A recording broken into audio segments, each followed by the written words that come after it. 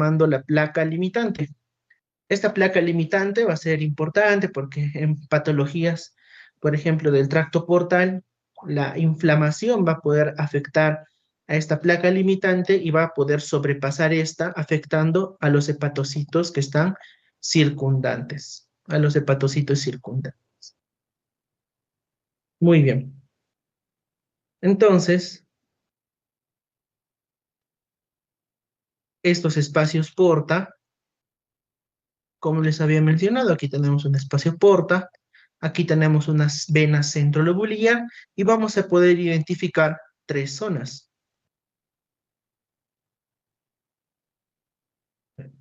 Este color. Una zona de hepatocitos que se encuentran muy cercanos al espacio porta, o son hepatocitos periportales, ¿ok?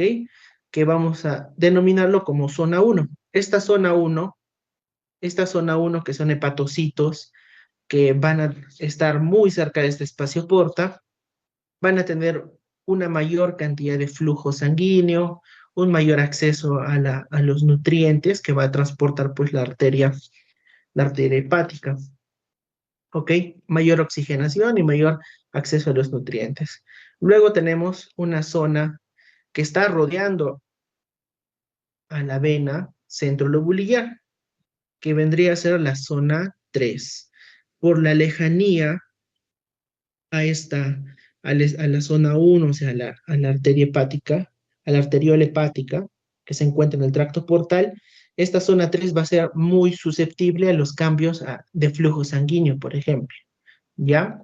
Y también a los cambios, por ejemplo, también en la oxigenación. Luego tenemos una zona intermedia, que vendría a ser toda esta, que vendría a ser la zona 2 o zona intermedia. Entonces, esta organización a manera de rombos, ¿no? A manera de rombos que habíamos tenido aquí, vamos a poder nuevamente tener una zona 1 que es periportal, una zona 3 que es perivenular, vena hepática central o vena centrolobulillar, y una zona intermedia o zona 2. Y cada una de estas zonas va a ser susceptible a cambios tanto en el flujo y en la cantidad de oxígeno que pueda llegar a esta, ¿no? Siendo la más susceptible la zona 3, por estar más alejada del tracto o espacio portal. Muy bien. Bueno, tenemos los hepatocitos, que van a ser ricos en glucógeno, son almacenes de glucógeno, y con la tinción de Paz, ya que vendría a estar resaltando toda esta zona, pues va a resaltar este glucógeno, ¿no? Y una coloración un poco más violeta, ¿no? En esta tinción de Paz. Para repasar los elementos del tracto o espacio porta, tenemos aquí al conducto biliar, así estelado la arteriola hepática, una rama de la arteria hepática, y luego de paredes mucho más delgadas aquí, a la vénula. Y estos tres elementos, como les había comentado, van a estar rodeados por tejido conectivo. Tejido conectivo, y dentro de este tejido conectivo, pues normalmente vamos a encontrar algunos linfocitos, algunos eosinófilos, ¿ya?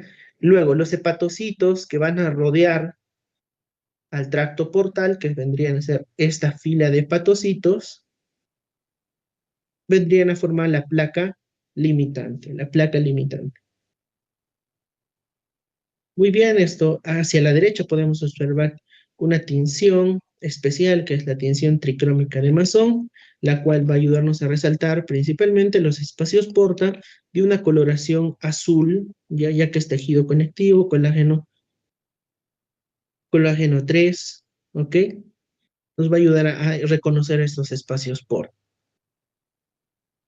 Hay algunos ductos biliares, ¿no? De pequeño tamaño, que es los que habíamos observado en esta imagen de la derecha. Sin embargo, conforme la organización va a ir avanzando, podemos tener a conductos biliares de un tamaño un poco más grande, ¿ya? Rodeados también por ese tejido conectivo, con un epitelio ya un poco más cúbico, más cilíndrico, disculpen, un epitelio más cilíndrico, vendría a estar adoptando, ¿no? Esta característica del epitelio biliar. Sin embargo, los conductos biliares que se encuentran en los espacios porta tienen un epitelio simple cúbico, a diferencia de los conductos biliares de tamaño más grande, que vendrían a ser un epitelio más cilíndrico. Luego también tenemos a nivel de los hepatocitos, los canalículos biliares, que están resaltados de una coloración marrón, ya que se ha utilizado una técnica de inmunistoquímica para marcarlos a estos, ¿ya? Esta tinción resalta, ¿no? Bueno, la denominación de este es el CEA, que resalta los canalículos biliares, que son espacios por donde, ¿no? discurre la bilis, y estos se van a encontrar en la superficie de los hepatocitos, ¿ok? Entonces, de la superficie de los hepatocitos, estos van a llegar hacia el espacio porta, hacia el tracto portal, y van a llegar a drenar hacia los conductos biliares, hacia los conductos biliares, ¿ok?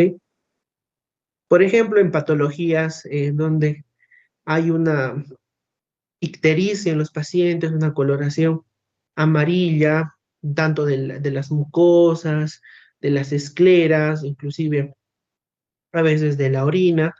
Estos si se le toma una biopsia a estos pacientes, vamos a poder observar la presencia de pigmento biliar a nivel de estos canalículos, a nivel de los canalículos, a nivel de estos canalículos, ya, o también a nivel de estos conductos biliares, unos tapones de pigmento biliar. Entonces, para eso nos sirve entender un poco de histología, ¿no? Cuando veamos a estos pacientes con ictericia, vamos, si se le toma una biopsia, muy posiblemente el pigmento biliar esté aquí, en estos canalículos biliares o en el conducto biliar. Muy bien. Los hepatocitos, pues, van a ser las células en las unidades funcionales del hígado, ya estas van a ser caracterizadas por tener una forma un poco poligonal, ¿ya? Poligonal, un núcleo redondo de mediano tamaño. Se van a organizar en filas o trabéculas radiadas, ¿ya? En filas o trabéculas radiadas. Pueden ser estas de dos, o sea, en columnas de dos. Y entre estas columnas de dos, como lo mencioné, pues formar estos canalículos biliares. Y también estas filas o columnas pues van a tener unos espacios vasculares o también llamados espacios sinusoidales, ¿ya? Espacios vasculares o espacios sinusoidales. Entonces, en estos espacios vasculares, pues, ¿qué va a transcurrir por ellos? Va a transcurrir, pues, la sangre, ¿ok? Va a transcurrir la sangre y van a estar tapizados por un epitelio, por un endotelio de tipo sinusoidales, que es un tipo de endotelio discontinuo, ¿ok? Un tipo de endotelio discontinuo. En el lumen de estos, en el lumen de estos sinusoides, ¿ok? Vamos a poder observar algunas células, miren aquí, algunas células aplanadas, que son las células de Kaffer, ¿no? Que van a ser los monocitos, pues que se han instalado en este órgano que es el hígado, que vendrían a formar parte del sistema retículo endotelial. Esta es una tinción con reticulina, ¿ya? Una tinción con reticulina que nos va a resaltar estos espacios sinusoidales, ¿ok? Miren aquí de una coloración un poco naranja, las columnas de hepatocitos, y entre las columnas de hepatocitos podemos ver estos espacios sinusoidales que están llenos de pues, sangre y tapizados por un endotelio de tipo sinusoidal, ¿ok? En el lumen de estos habíamos mencionado las células de Kaffer, ¿ya? Las células de Kaffer, y también normalmente esto no se observa, sino en algunas muestras en donde hay un artefacto por fijación. Miren aquí, a nivel central podemos observar algunos eritrocitos, ¿ok? Que vendrían a estar pues dentro de este endotelio ¿no? Delimitados por el endotelio de tipo sinusoidal, y entre este, este endotelio o espacio sinusoidal y el hepatocito tenemos un espacio que es virtual, ¿ya? Que es el espacio de Dice. En este espacio de Dice va a estar albergada una célula, que es la célula estrellada, cuya función es la síntesis de vitamina A. ¿Ok? La síntesis de vitamina A. Miren aquí como la columna de hepatocitos, aquí hacia este lado y hacia el otro lado, pues delimita, ¿no? Este espacio sinusoidal lleno, como les dije, de sangre. Por eso podemos observar los eritrocitos en esta, ¿ya? Y de manera, pues, artefactual podemos observar el espacio de Dice, ¿ya? ¿Y esto por qué va a ser importante?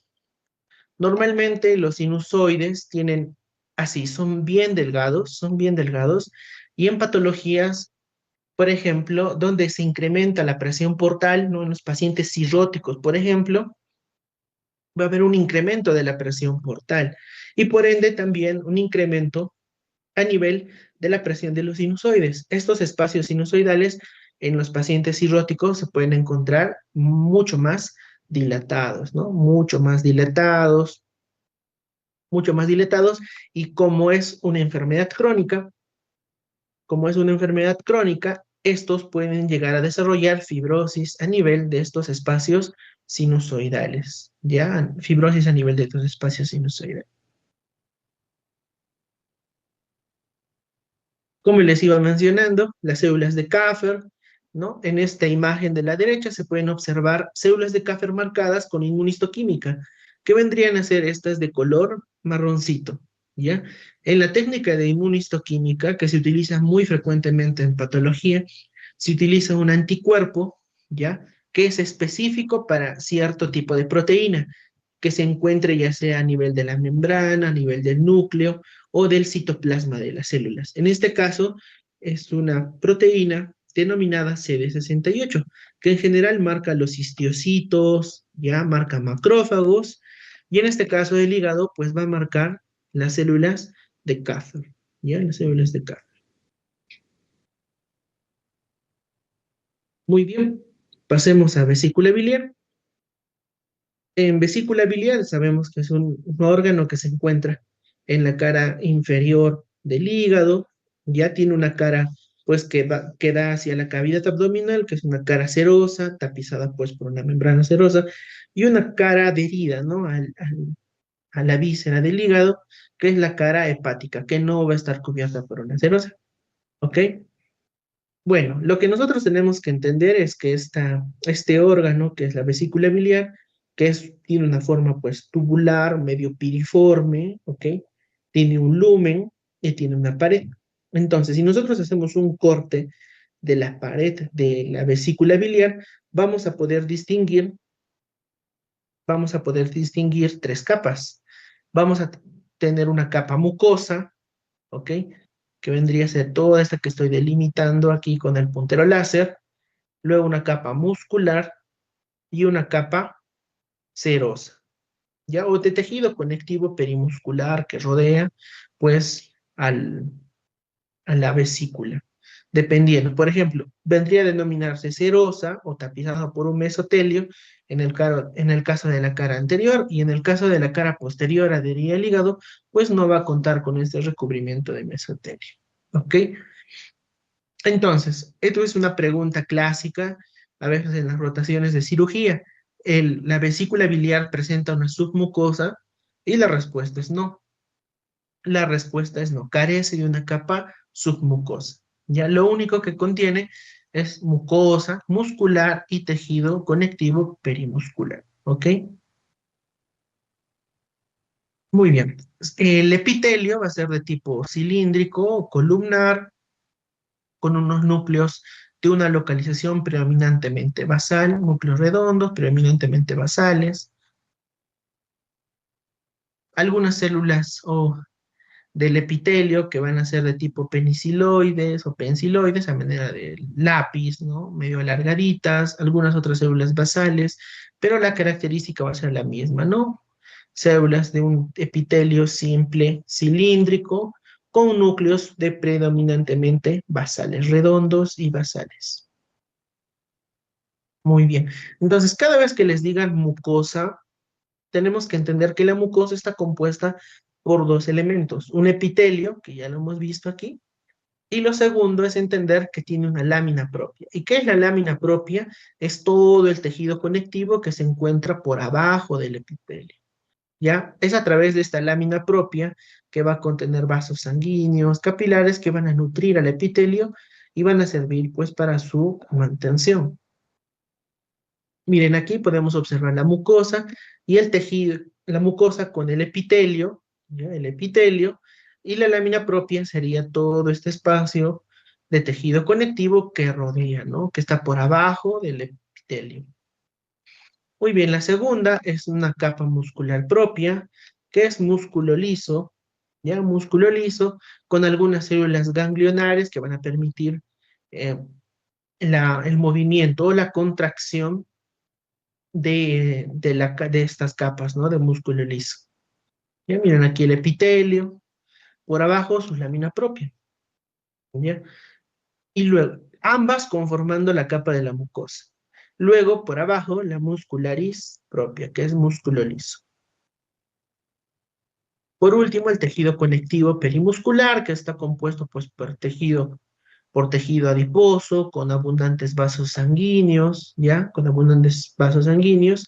Y si es pues hacia la cara anterior, va a estar cubierta por un mesotelio, ¿ya? Por un mesotelio. A nivel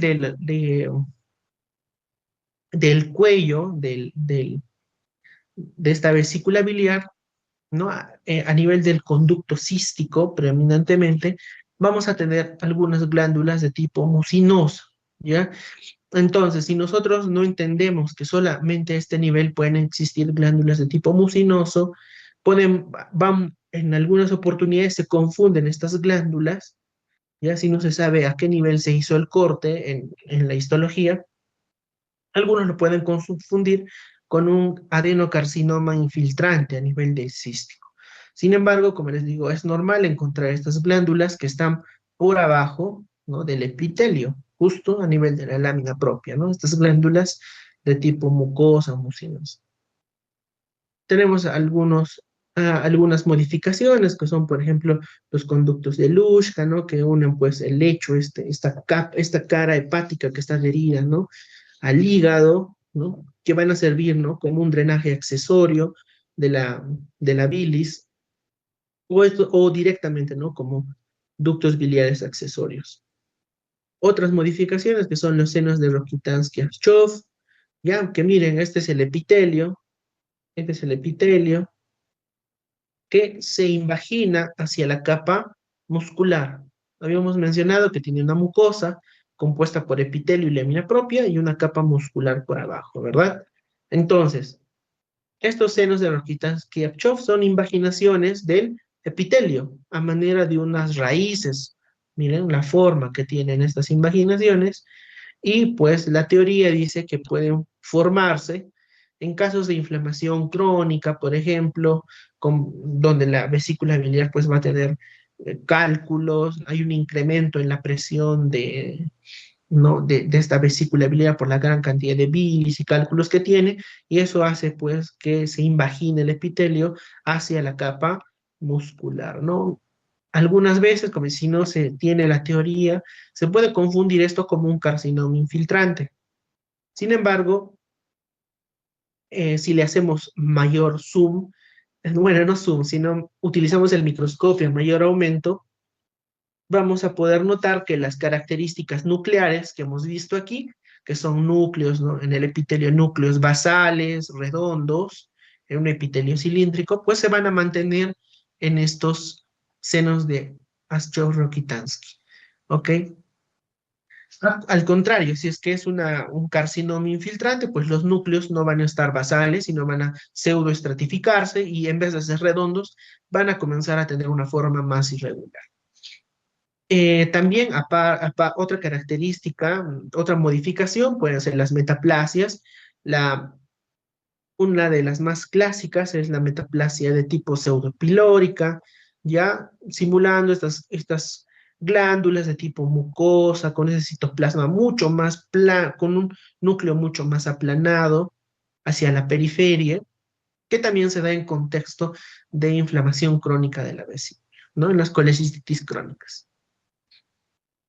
Vayamos a ver el páncreas, que es este órgano retroperitoneal, ¿no? Que se une pues al conducto colédoco para desembocar en la segunda porción del duodeno, ¿ya? Pues va a estar compuesto por una cabeza, por un cuerpo, una cola y un proceso uncinado, ¿no? Así este nivel. Cabeza, cuerpo, cola, proceso uncinado. Este páncreas pues va a estar eh, delimitado ya hacia la superficie por tejido conectivo denso que se va a introducir hacia el parénquima formando estos lobulillos. Miren aquí como el tejido conectivo se invagina hacia la parte interior del órgano y forma estos espacios que se van a denominar pues los lobulillos pancreáticos. ¿Ok?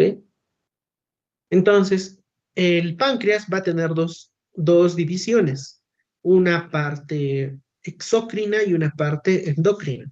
La parte exócrina, pues, va a estar encargada de la segregación o la secreción de enzimas, no las lipasas, las proteasas, la más es denominada, pues, como la tripsina, ¿ya? Y estas van a estar producidas por acinos, ¿ok? Por los acinos. Estos acinos van a estar formando estas estructuras de tipo tubular. Miren, aquí podemos distinguir unos redonditos. Es como si hiciesen un grupito, ¿no? En una mesa de trabajo, en una mesa de su universidad, por ejemplo.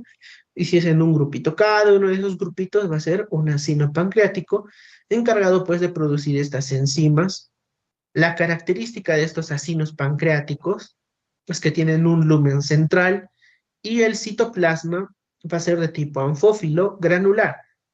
Granular porque secretan gran cantidad pues, de estas enzimas, por ende van a tener un aparato de Golgi, un retículo endoplasmático rugoso pues prominente, por eso tiene esa característica granular en el citoplasma y estos gránulos van a ser de una coloración, ya sea así como están viendo, de una coloración rojiza o una coloración un poco más azulada hacia la parte más basal y por ende se van a denominar pues gránulos anfófilos porque tiene tanto de rosado y de azul, ¿ok?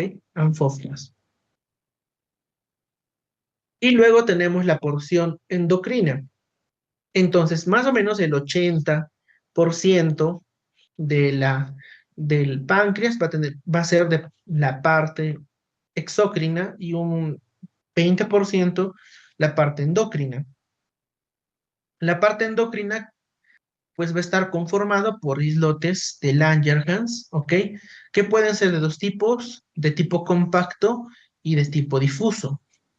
Los de tipo compacto, miren aquí, estos son los acinos que habíamos mencionado antes, que estoy delimitándolos aquí con el puntero, y estos grupitos redondos son los islotes de Langerhans de tipo compacto, porque tienen unos bordes casi delimitados, a pesar de no contar con una membrana.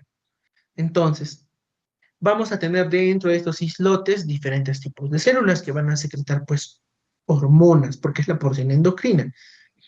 Por ejemplo, tenemos las células beta, que son las más abundantes, casi el 70% van a ser células beta dentro de esos islotes que van a producir, pues, la insulina. Luego tenemos las células alfa, que van a ser las productoras de glucago, más o menos 20%, y el 10% restante va a estar conformado por células delta, ¿ok? Que van a fabricar somatostatina, y en mucho menor proporción, las células PP que van a fabricar el polipéptido pancreático. Entonces, miren los islotes. Estos islotes, miren, están rodeados por capilares sanguíneos, ¿ya? Por capilares sanguíneos, porque el producto de su secreción, que son las hormonas, pues va a parar directamente hacia el torrente sanguíneo, hacia el torrente sanguíneo. Luego aquí tenemos un ejemplo de un islote de tipo difuso, y aquí lo estoy delimitando con el puntero, que ya no tiene esta forma pues redondita de los islotes de tipo compacto, y se dice que estos islotes de tipo difuso pues se van a encontrar en mayor medida a este nivel, ¿no? Del proceso uncinado y de la cabeza del páncreas. Y los otros, ¿no? Los compactos, los islotes compactos, pues en el cuerpo y en la cola. Entonces, por ejemplo, ¿cómo podemos reconocer is- este, estos islotes de Langerhans? Pues a través de esta técnica de inmunistoquímica con este marcador, que es el CD56. Podemos utilizar la sinaptofisina, podemos utilizar la cromogranina, que van a marcar estas células pues productoras de estas hormonas, ¿ok? Miren la gran cantidad de capilares que tiene estos islotes para que puedan pues permitir el paso de las hormonas hacia el torrente sanguíneo. Muy bien, creo que eso ha sido todo. Espero no se me haya olvidado nada. La verdad he querido traerles puras imágenes para poder aprovechar pues que es un repaso, ¿no? de la histología. Atento a sus preguntas.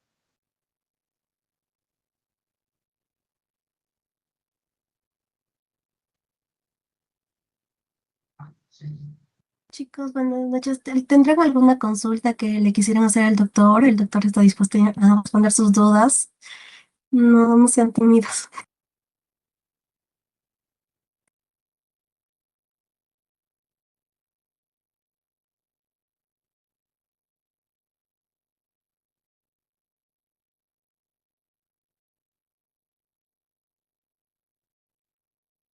Doctor, buenas noches. Creo que no hay ninguna pregunta. Creo que todo quedó claro. Muchas gracias por apoyarnos en esta actividad. Ante todo, muchas gracias por su tiempo y su dedicación. Chicos, ahorita se les va a enviar el post-test para que lo puedan responder. Se les recuerda tener el mayor 80% de asistencia y en el examen final sacar una nota mayor a 15 para que obtengan el certificado. Muchas gracias, doctor. Chao, nos vemos. Buenas noches.